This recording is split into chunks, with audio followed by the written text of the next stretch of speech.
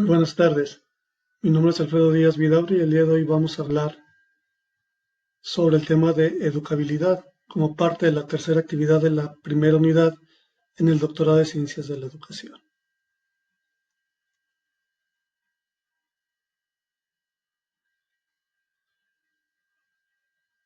Según el capitán Díaz, en 1979, la educabilidad nace en la peculiar forma de ser del hombre, se desenvuelve en el equilibrio dinámico y se orienta hacia la actualización o realización personal. El hombre nace a la vida extramaternal en el momento de su mayor plasticidad y se proyecta al mundo en un encuentro fundamentalmente afectivo y bien preparado para ser influenciado y en condiciones de asimilar aquello que se le estimula, que es lo que conocemos como plasticidad. La plasticidad hace referencia al criterio cuantitativo, es decir, al gradiente de flexibilidad-complejidad, mientras que educabilidad se refiere a un tipo especial de plasticidad que solo puede ser predicada del hombre porque supone cambio intencional.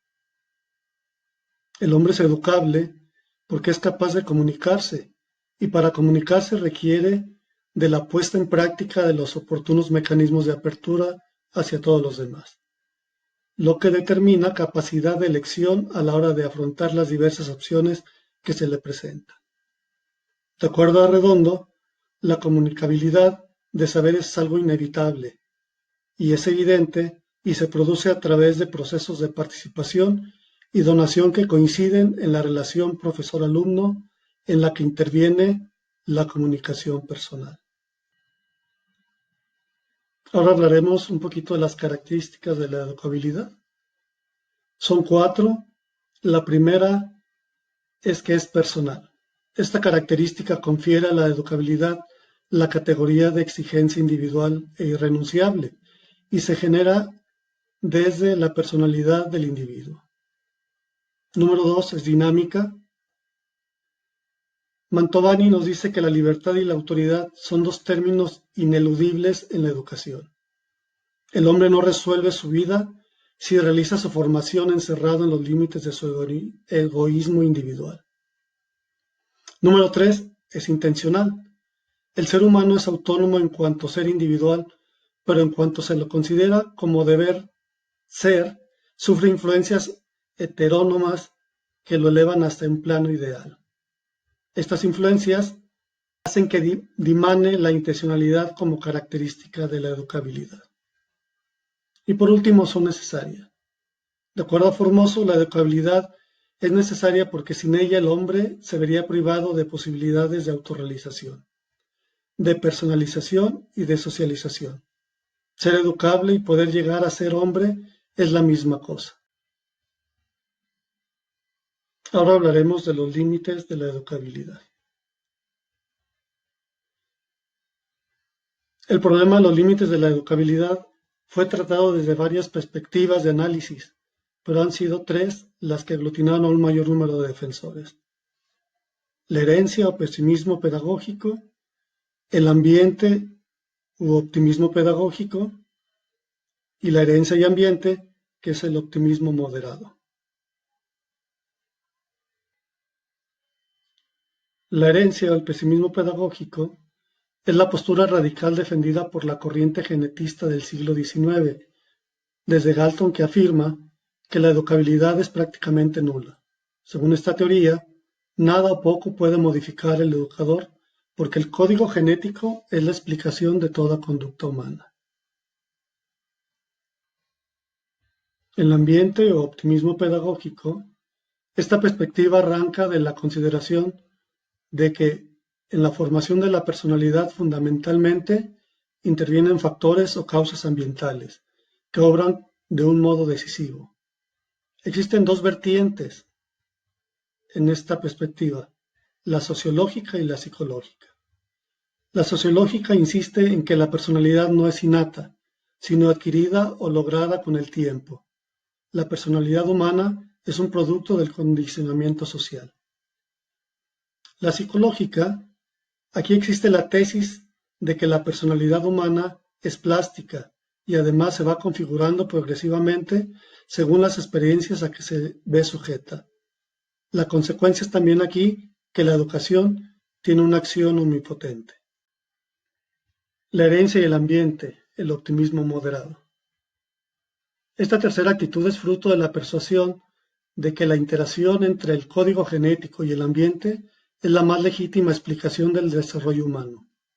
En este supuesto, la intervención educativa es oportuna y necesaria, porque es posible influir en la herencia, que jamás explicará en solitario el ser del hombre.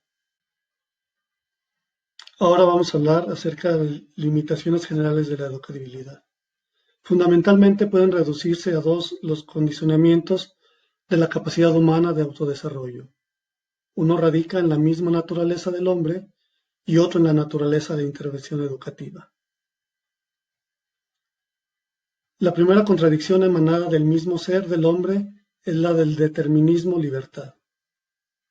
La libertad es un extremo del citado binomio y es requisito fundamental de toda educabilidad.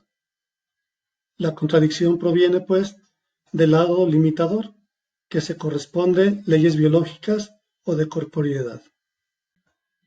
La segunda contradicción se refiere a la oposición entre naturaleza y cultura. Herbart nos dice que la pedagogía no debe suponer educabilidad alguna limitada. La determinabilidad por la educación está limitada por las circunstancias de la situación y del tiempo. Podemos resumir, pues, que hay tres tipos de limitaciones concretas. 1, por el educando, 2, por el educador y 3, por las situaciones socioculturales que prevalecen. Ahora hablaremos sobre la espiritualidad del ser humano. Las teorías espiritualistas sitúan la educabilidad en el espíritu del hombre y por tanto la consideran categoría perteneciente esencialmente al espíritu, y así lo define San Cristóbal. La educabilidad es una categoría general del espíritu, incide en el espíritu humano y se manifiesta en sus funciones. Solo el hombre puede ser sujeto adecuado de educación, por cuanto solo es poseedor privilegiado de la dimensión espiritual. Ahora, y por último, hablaremos sobre las teorías personalistas. Se considera que la educabilidad surge en la unidad sustantiva del hombre como persona. La educabilidad aparece insertada en las posibilidades de todo ser humano como persona, entendiendo en términos de Max Scheler la persona como una expresión de la naturaleza y del espíritu. De ahí que solo tenga sentido una educación orientada hacia la totalidad del ser humano. El hombre es persona, hecho y constituido, aunque no le haya venido aún la educación. Pero el hombre es un ser esencialmente abierto porque es y puede ser, y es precisamente en este poder ser donde se localiza la educabilidad.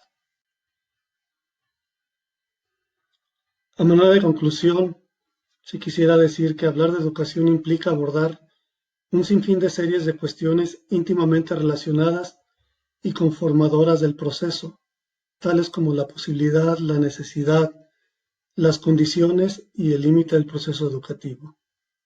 La educación necesita de la acción de dos elementos, uno con capacidad de influenciar y otro capaz de ser influenciado.